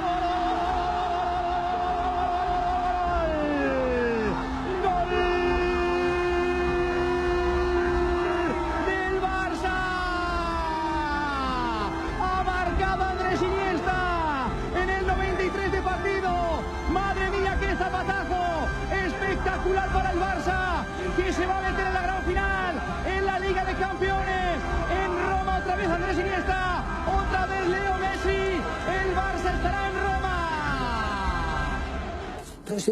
Les gens croient souvent que le football se joue surtout avec les pieds. Je dis qu'on joue avec sa tête et qu'on utilise ses pieds. Ce qui me plaît, c'est qu'on peut toujours transformer un défaut en avantage. Un petit joueur ne rivalise pas avec un grand. Sa zone de contrôle est inférieure. Il ne peut pas attaquer frontalement. Il est plus bas. Quand il pousse ici. À une époque, Barcelone avait beaucoup de petits joueurs, et presque tous possédaient cette qualité. Ils profitaient des chocs, car quand on te pousse, tu récupères de la vitesse. Quand on me dit les petits ne font pas de tête, j'aimerais faire les mêmes que lui. Il a un marteau dans la tête. Il y a une photo de la finale. C'était la Champions League, non? Quel but. Une hauteur incroyable.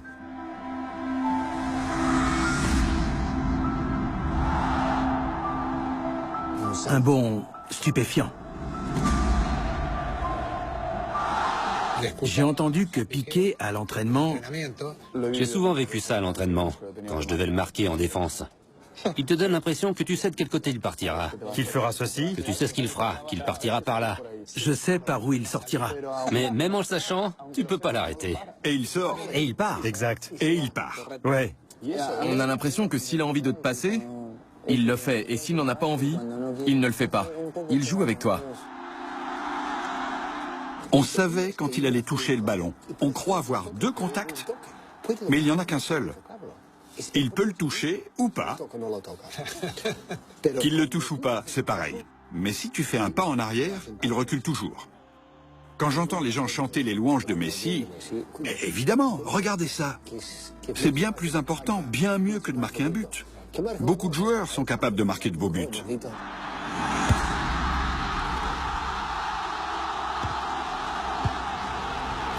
Quand Messi récupère le ballon, il n'hésite jamais.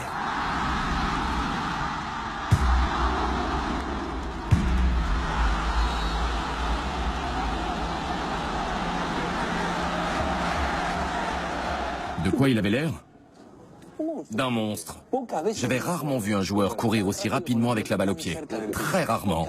Son gros avantage quand il court avec le ballon, c'est qu'il fait 2 foulées quand les défenseurs n'en font qu'une. Ça veut dire que pendant ce temps-là, il peut aller à droite ou à gauche. Exact. Encore une fois, c'est un gros avantage. À chaque foulée, il a la possibilité de changer de direction ou de modifier le sens de l'action, non? C'est ça. Voilà pourquoi il doit faire autant de contacts. Si Barcelone a autant de succès, c'est à cause du nombre de contacts. Autour de lui, on sait qu'il doit faire autant de contacts. Le côté magique de Barcelone. Même au ralenti, il paraît rapide. On dirait qu'il avance à une autre vitesse, même au ralenti. Il contrôle à une vitesse hallucinante. C'est pareil quand il s'énerve sur quelqu'un et qu'il fait un petit pont. En fait, il pourrait tirer n'importe quand, mais il le fait pas. Il est tellement rapide. Il fait ce qu'il veut quand il veut. L'autre jour, il a marqué un but. Iniesta a passé la balle à Alexis Sanchez et Messi l'a récupérée au milieu du genre « Excusez-moi, je peux la prendre ?» Il l'a contrôlée avant de l'envoyer dans le seul endroit où elle pouvait passer. Voilà pourquoi il est Messi. C'est de la magie. Les endroits les plus étroits, les endroits les plus astucieux, il sort le lapin du chapeau. Pour marquer ou passer en profondeur. Il fait un changement à 30 mètres. Comme les coups francs. Les coups francs, par exemple.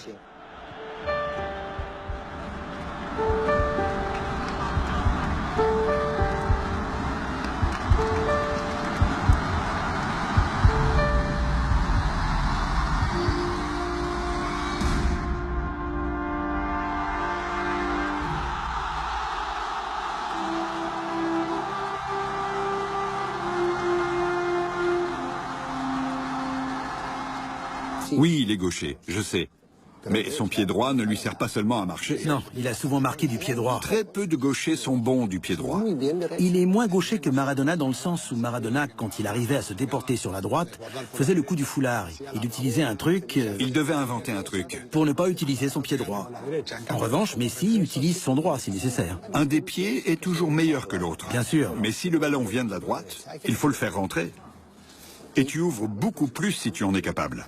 Et dans la sélection? Dans la sélection, il jouait librement. De toute façon, il fallait le marquer, non? Bien entendu, mais... Impossible de le laisser seul. Mais on peut le marquer de différentes façons. Oui, oui. Avec Messi, le 1 contre 1, ça ne suffit pas. Il faut toujours chercher le 1 contre 2.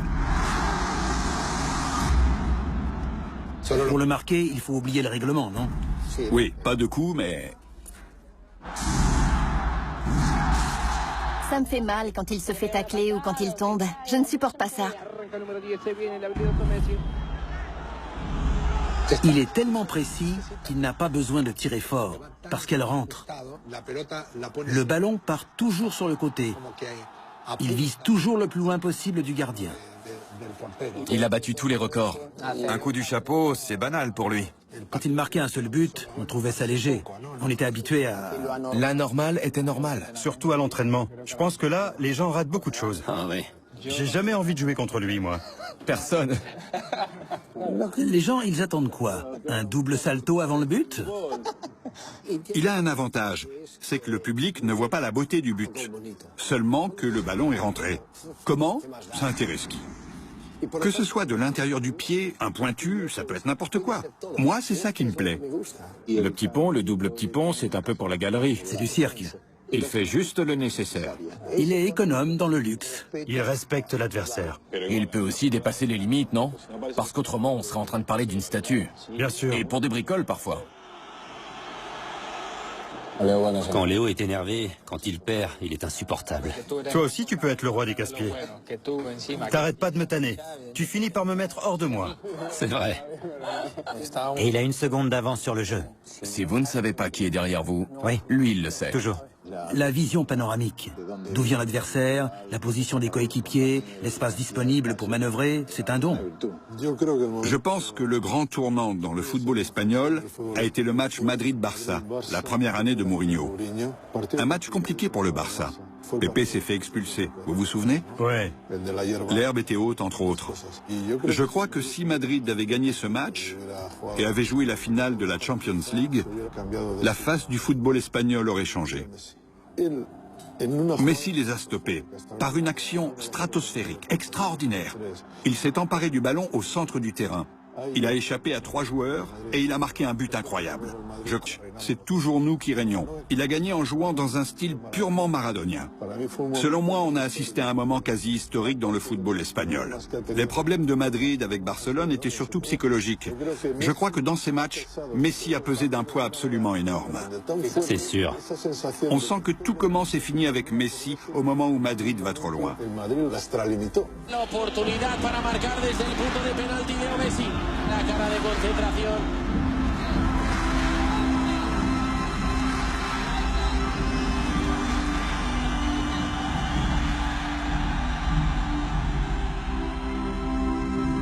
Qu'est-ce que tu sais faire? Tout. Tu vas devenir le plus grand joueur du monde.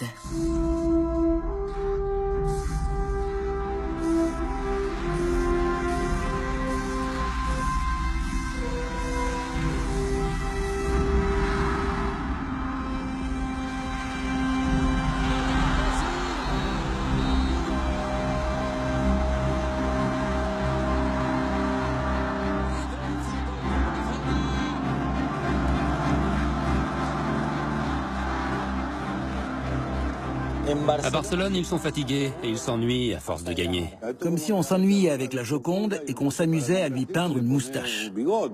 Tout à fait. Mais c'est cette œuvre d'art.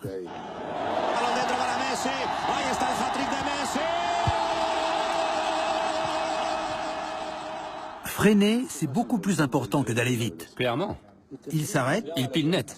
Sur 2 cm. Et il repart. Franchement, t'as déjà vu une telle vitesse ailleurs? Oui. Ah bon? La perle noire, Pelé. Pelé.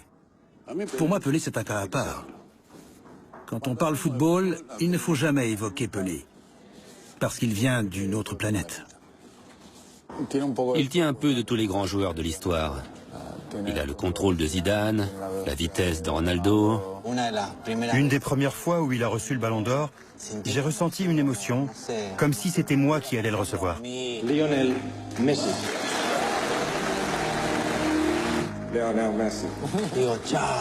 J'ai pensé que ce qui lui arrivait était formidable.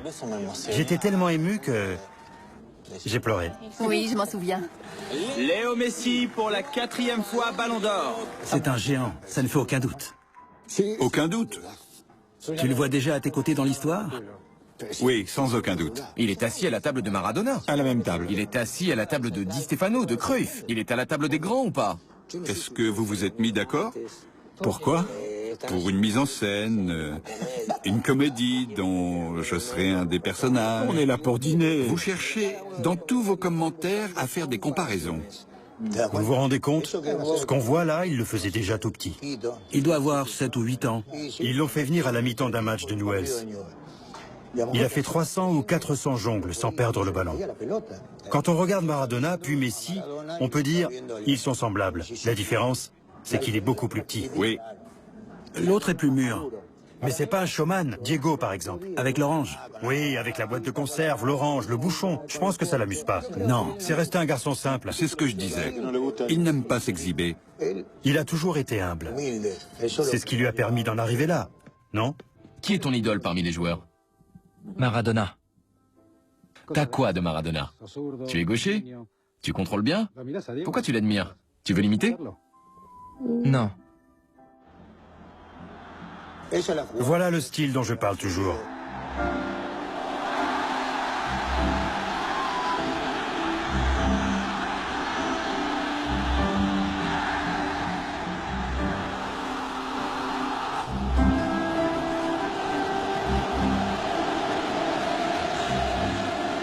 Ça ressemble tellement au but de Maradona contre les Anglais.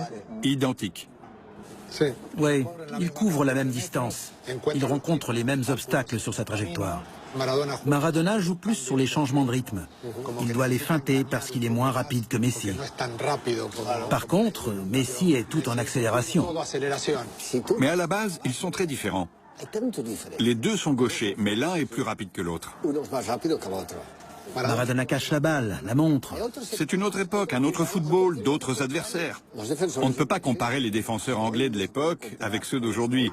C'était il y a 30 ans, c'est impossible. Maradona est un mythe, n'est-ce pas? Ce qu'il a fait en 86 contre l'Angleterre, après la guerre des Malouines. Maradona conduit une équipe, tandis que Léo définit la partie.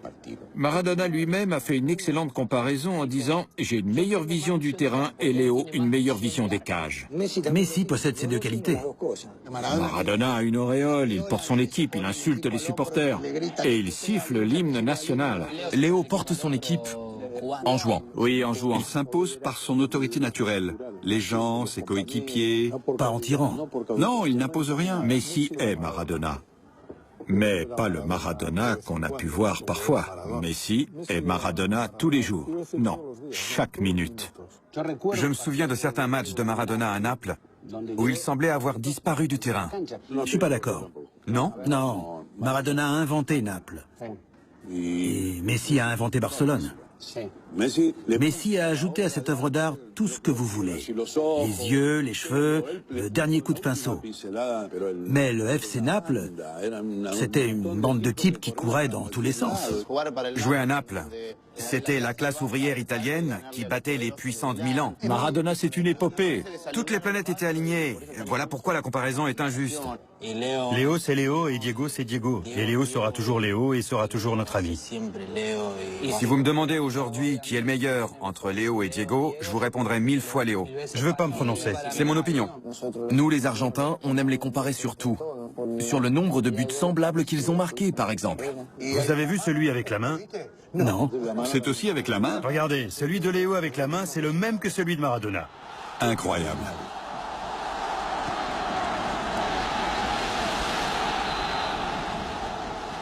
Si Maradona avait marqué ce but de la main mais n'avait pas marqué l'autre but, personne ne se souviendrait de la main. Non. Ils se souviennent du but de la main parce que c'était contre les Anglais. Mais malgré cette main, il a été le meilleur joueur de toute cette coupe. C'est le même. Exactement, c'est un miracle, une chorégraphie. L'extravagance, les excès de Diego en dehors du terrain, il n'y a pas ça chez Léo. Il faut faire taire Maradona. C'est négatif pour le personnage public, mais excellent pour le joueur. Diego a beaucoup plus souffert dans sa vie. Ce sont peut-être les erreurs que Léo ne fait pas qui le rendent meilleur que Maradona. Messi, c'est l'Argentin qu'on aimerait être. Peut-être. L'Argentin bien élevé qui part conquérir le monde. Diego, c'est l'Argentin que nous sommes. Un Argentin plus bagarreur, plus excessif. Il instaure une relation avec les gens. Léo ne s'est jamais fait exclure sur une faute pendant une Coupe du Monde. J'arrête là les comparaisons, tu t'en es déjà chargé. Tu ne m'écouteras pas. Je reste les bras croisés et je ne dis plus rien. Parce qu'on peut tout comparer. Non, je ne compare pas. Je ne veux pas entrer dans les comparaisons. Je vais répéter la même chose. Mais Messi... Que ce sont deux joueurs extraordinaires, les meilleurs joueurs du monde, les meilleurs joueurs de tous les temps, mais que je n'aime pas entrer dans les comparaisons. Quand on lui pose la question, il dit qu'il ne faut pas les comparer. À mon avis, Maradona était meilleur. Mais je ne sais pas pourquoi il était le meilleur. C'est le seul que je qualifie de meilleur. Mais tous les suivants sont des cracks. Je remercie Dieu que Messi existe. S'il n'était pas là, on parlerait encore de Maradona. Ce serait ridicule. Par conséquent, il ne faut pas comparer. Juste en profiter. Qui est ton idole parmi les joueurs? Maradona. Léo, je veux juste te dire que je t'aime beaucoup. Que tu assures. Laisse les autres dire que tu seras le meilleur joueur de tous les temps. On en reparlera quand tu seras en fin de carrière. Pour le moment, fais-toi plaisir. Profite de ta famille. Je t'aime beaucoup, Léo. Vraiment. Messi n'a quasiment jamais... Mal joué. Mal joué. Sur 100 matchs que j'ai vus, je l'ai vu mal jouer 3 fois. C'est pas un robot. C'est un gamin. Je l'ai vu seulement 2 fois se faire siffler par le stade. En Copa América à Santa Fe et au Monumental contre la Bolivie. Oui, contre la Bolivie. L'élimination. Je crois que le public a réagi contre l'équipe entière. Quand une équipe joue affreusement mal, ils ne s'en prennent pas à l'ailier droit, mais à la star. Le coup franc, tu t'en souviens? Et comment? Il a tiré n'importe où. Et il s'est fait siffler. Tant mieux s'ils l'ont sifflé. J'en aurais fait autant. Si j'avais été son entraîneur, je lui aurais dit « Je peux pas te laisser faire ça. Ne recommence pas. »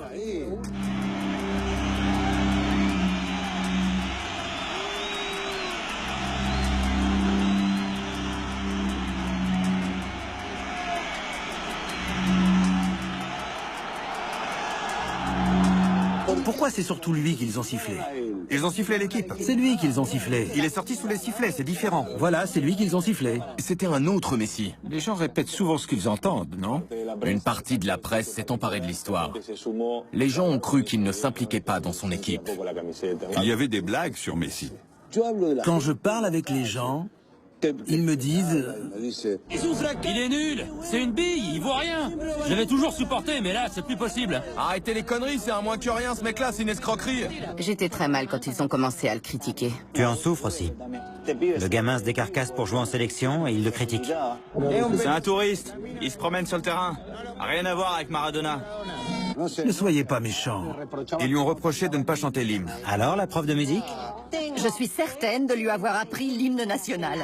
J'étais à Santa Fe, on jouait l'hymne national.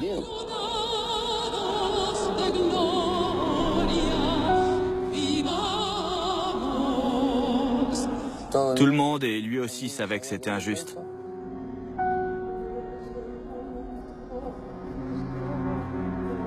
On sentait qu'il y avait beaucoup d'émotions. On pense à beaucoup de choses. Il n'est pas obligatoire de chanter l'hymne national pour être argentin. Je suis parti 5 minutes en avance pour éviter d'entendre les commentaires du public sur Léo. Quand les gens tombent là-dedans, c'est d'une médiocrité épouvantable. Je ne chante jamais l'hymne. Ça ne m'intéresse pas. Le plus important, c'est qu'il n'a pas joué pour l'Espagne. Tout à fait. Mais qu'il a voulu jouer pour l'Argentine. Je me souviens qu'il a dit à Golpe qu'il fallait arrêter de le critiquer et le laisser tranquille. Il a failli quitter la sélection. Qu'un jour, il se fatiguerait et ne viendrait plus. Pour le moment, il vient toujours. Léo est plus argentin que moi. Il a toujours l'Argentine et Rosario dans la tête. Revenir à Rosario, y jouer. Profiter de toutes les choses dont il a été privé enfant, non? Messi vit en Espagne depuis ses 13 ans. Il parle le rosarien. Il ne parle pas l'argentin, il parle le rosarien. À Barcelone, on m'a dit que Léo est un joueur qui quitte Rosario chaque matin, s'entraîne à Barcelone et rentre ensuite en avion à Rosario à la fin de l'entraînement. C'est tout, Léo. Il est plus argentin que le tango.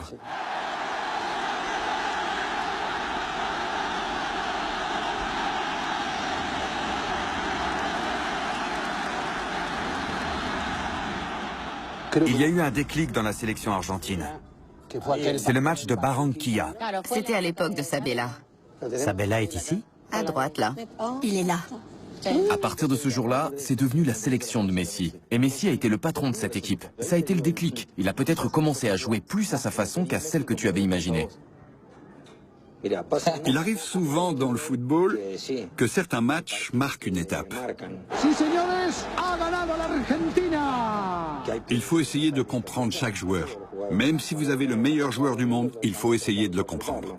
Messi est sorti, j'étais dans le vestiaire, il m'a dit... Mon jeu en sélection aujourd'hui... Il m'a dit, c'est le jeu que j'aime, les passes depuis les ailes. Et j'avais Kun Agüero. Il avait plus d'options, il est habitué à ça au Barça. Ce qui est intéressant, c'est que quand il n'est pas là, il est là. On croit qu'il n'est pas là, mais il est là. On croit qu'il n'est pas là et tout à coup, il s'empare du ballon et fait un carnage. Tu resteras, Alejandro, comme l'entraîneur de la sélection qui aura fait jouer Messi comme à Barcelone. On ne voulait pas l'admettre, mais maintenant c'est chose faite. Il a été champion du monde avec les juniors. Et aussi champion olympique. Être 3 fois champion et être le meilleur du monde, c'est le summum. Les gens disent souvent, il n'a pas gagné le mondial, mais il a reçu 4 ballons d'or et il est le seul. Oui, mais on pointe toujours ce qui vous manque. Exactement. Je pense qu'il est le meilleur même sans être champion. Je parle de sa carrière. Ce serait parfait avec une Coupe du Monde. Un jour, on reprendra les Malouines avec Messi comme général. Et on lui reprochera de ne pas porter une cocarde. Quand tu fais une interview de Messi, c'est à mourir d'ennui. C'est un pur esprit. Il enfile les clichés comme des perles. Jamais on ne découvrira quelque chose de négatif sur lui. À une époque, les journaux ont parlé des problèmes fiscaux de Léo. Envoyez-moi les questions et j'y répondrai. Il a répondu depuis l'hôtel de la sélection par mail. Il est capable d'esquiver encore mieux que sur le terrain. C'est mon unique interview par mail. Je suis un homme de radio. C'était une nouvelle expérience. Il y a toujours des gens qui interfèrent. Ils ne peuvent pas virer les masseurs de confiance d'Iniesta ou de Xavi. Eux peuvent le faire, pas la direction. Il est l'homme qui doit mettre fin à ça. Messi est-il capable de dire ce qui convient à l'équipe, ce qui est bon pour le club? Doit-il ou ne doit-il pas le faire? La réponse, Ramon, est oui. Je dis que c'est oui. Il a fini par s'isoler et par changer de numéro de téléphone. Sinon, il était harcelé. Depuis la Coupe du Monde, je n'ai pas parlé à Léo. Non. Je ne lui ai plus parlé. Je ne te crois pas. Je ne voulais pas l'embêter. Tout à fait. On communiquait et puis j'ai perdu... Ton portable? J'ai perdu mon portable, oui.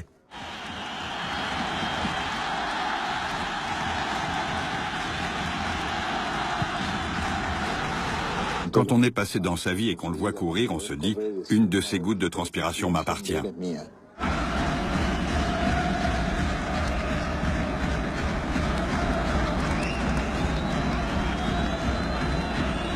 Pour nous, c'est déjà un héros. Il n'a plus rien à nous prouver.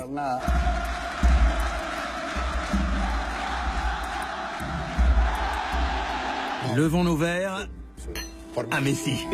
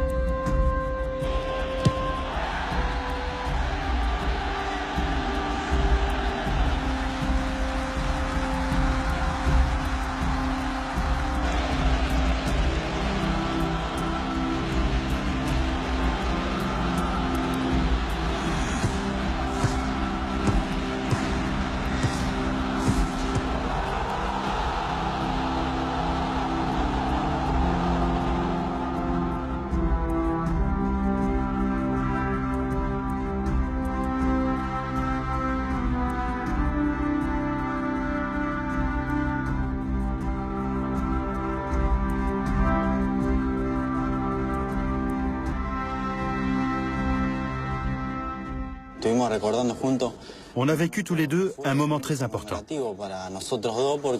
On devait avoir 11 ou 12 ans. Et sa grand-mère était décédée. Il m'a dit, viens avec moi au cimetière pour voir ma grand-mère. Je lui ai dit, d'accord, allons-y, mais c'est loin. On était petits et on n'avait aucune idée de ce qu'il y avait en dehors de notre quartier. C'était terrible. Ça a été une véritable odyssée à travers ces quartiers très pauvres. Les gens regardaient ces deux gamins, plus ou moins bien habillés. On a fini par atteindre le cimetière pour voir sa grand-mère. Elle a eu une influence essentielle. C'est évident. Parce qu'elle lui a transmis un certain optimisme. C'est vrai. Elle lui a transmis ça. En ce qui concernait son obsession, devenir joueur de foot. Il a beaucoup souffert de sa disparition.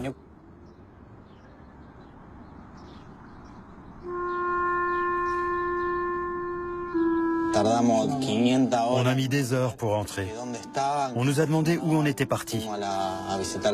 On a répondu, on est allé voir la grand-mère de Léo.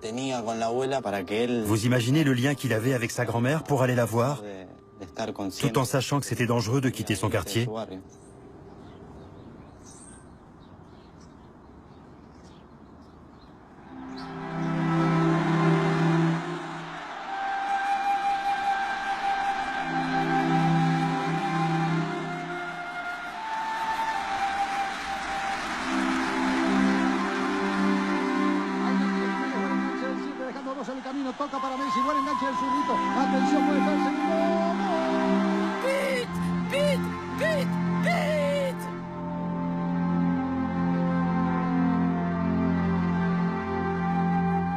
Elle adorait le foot.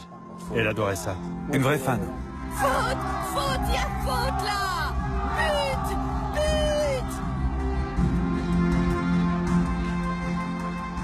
But! Il aimait énormément sa grand-mère, c'est certain. Elle n'a pas pu voir son triomphe. À chaque fois qu'il marque, il la remercie. Il la remercie. Le signe de la victoire.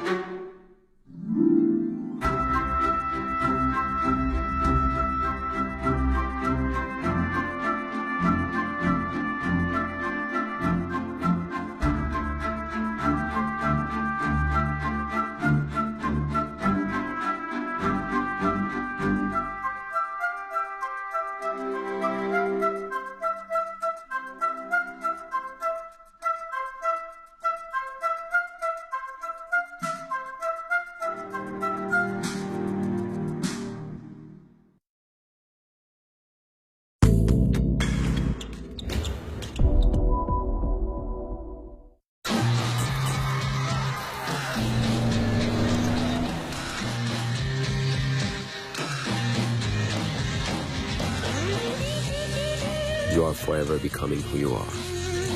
Bleu de Chanel.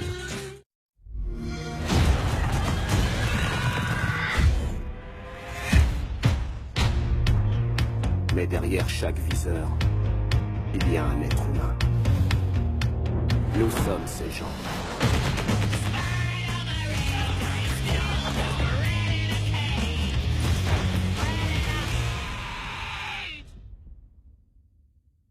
Xbox One S à partir de 299 €.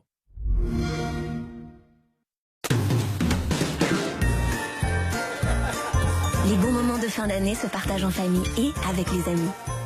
Chez Lidl, nous avons sélectionné pour vous des produits de grande qualité pour préparer et réussir d'excellents repas. Avec la gamme de luxe, mettez les petits plats dans les grands et conviez vos invités à une très belle fête des saveurs et toujours à prix Lidl. Pour le plaisir de tous et le souvenir d'un repas réussi, tout simplement. Lidl, le vrai prix des bonnes choses. Jason Bourne. Matt Damon est de retour dans le meilleur film de la saga. Un pur film d'action, un rythme effréné. Accroche-toi! Jason Bourne en Blu-ray et DVD. La console la plus vendue en France s'offre un nouveau look. Plus petite, plus fine et avec une manette améliorée. Découvrez les derniers blockbusters du jeu vidéo et retrouvez la plus grande communauté de joueurs. Rejoignez le futur du jeu dès maintenant avec la nouvelle PlayStation 4. For the players. Le développement de cet engin, ça prend 2-3 semaines. Ouh là là, non. Alors pourquoi? Mon projet n'aurait pas droit à plus. Avec le prêt entreprise innovante, remboursez plus tard pour laisser à votre projet le temps de réussir. CIC, construisons dans un monde qui bouge.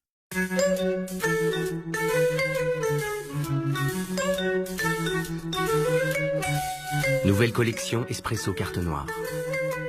13 arômes d'exception.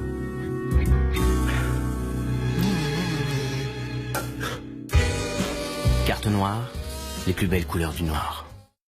Aujourd'hui, les jouets ont besoin de piles toujours plus puissantes. Duracell Ultra Power est conçu avec un design triplement optimisé qui offre à vos jouets un maximum d'énergie pour mieux fonctionner. Donnez vie à vos jouets Disney la Reine des Neiges. Duracell Ultra Power, notre pile alcaline qui dure le plus longtemps.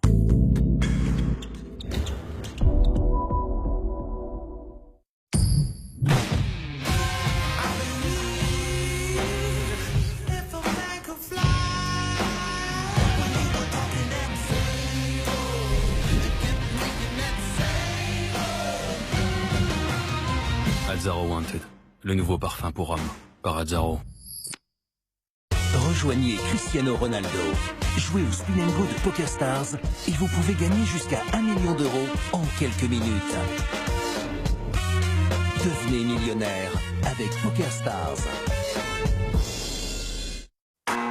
Le nouveau Flex 2 suit vos activités quotidiennes et sportives, où que vous alliez. La forme rencontre le style rencontre la forme.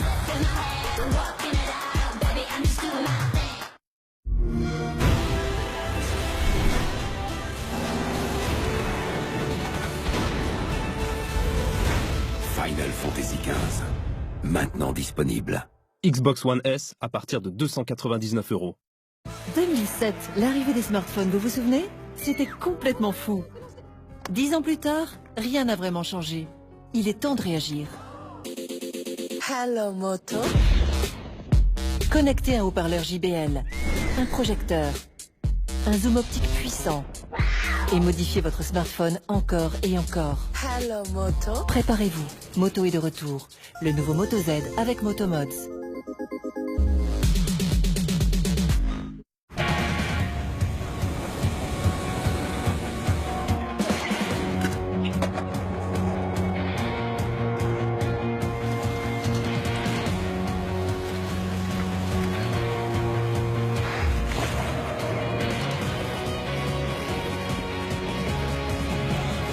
Je suis en mission.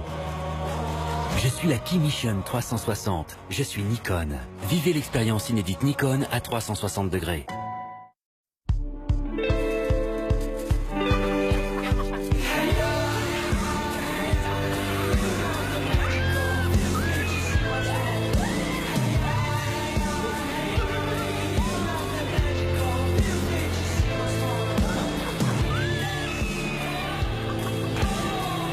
ce moment chez Bouygues Télécom, profitez de 150 € offerts sur les dernières nouveautés smartphones. Rendez-vous vite en boutique. Joyeux Tech Noël avec Bouygues Télécom. Toro Ailé sélectionne pour vous les meilleurs riz basmati et taille. Explosion de saveurs, parfum envoûtant, plaisir.